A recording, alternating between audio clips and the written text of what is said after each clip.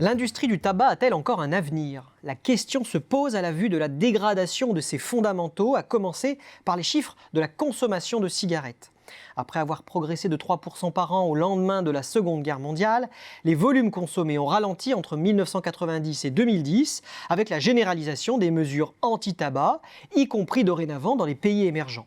Et en se globalisant, ces politiques font maintenant plier le marché en recul de 1,2% par an depuis 2010, malgré l'accroissement de la population mondiale.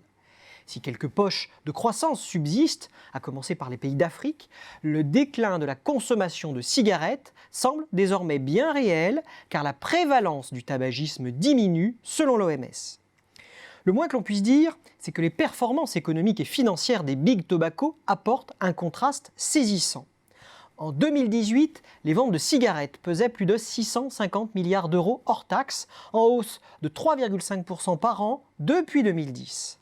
Et c'est grâce aux revalorisations tarifaires que les industriels se maintiennent à flot, le relèvement des taxes par les pouvoirs publics servant, qui plus est, à mieux dissimuler cette inflation des prix auprès des consommateurs. Ils peuvent le faire car l'élasticité prix de la demande de tabac est faible en vertu de son caractère addictif. Je veux dire que la hausse des prix entraîne une baisse de la demande proportionnellement moins importante. La tendance est identique du côté du chiffre d'affaires des principaux cigarettiers. Depuis 2015, leurs revenus progressent de plus de 6% par an selon l'étude Xerfi Global. Outre l'effet prix, ils ont récolté les fruits de leur diversification dans les produits dits à risque réduit, en particulier les très décriés cigarettes électroniques. Ce redéploiement, aussi coûteux soit-il, notamment en termes de R&D, n'a pas vraiment eu d'impact sur leur marge opérationnelle, qui a progressé de 6,8% par an depuis 2015. Cet exploit n'aurait pu être réalisé sans une gestion très serrée des coûts.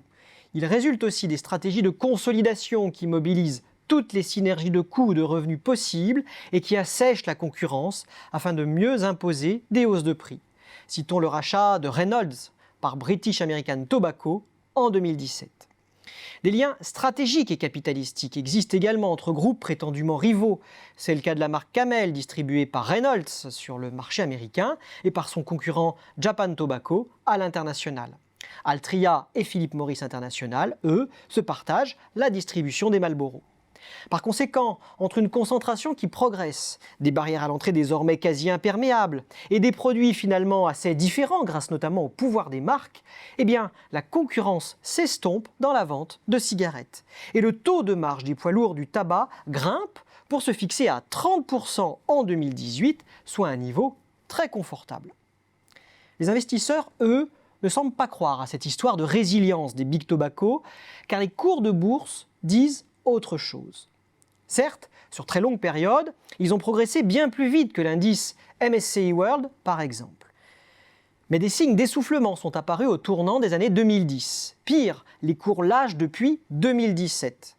Le marché n'apprécie plus le cocktail qui lui est présenté, un cocktail composé de volumes de vente structurellement en baisse, d'une régulation devenue globale et incluant maintenant la cigarette électronique, et d'un cœur de métier non compatible avec les critères d'investissement ISR.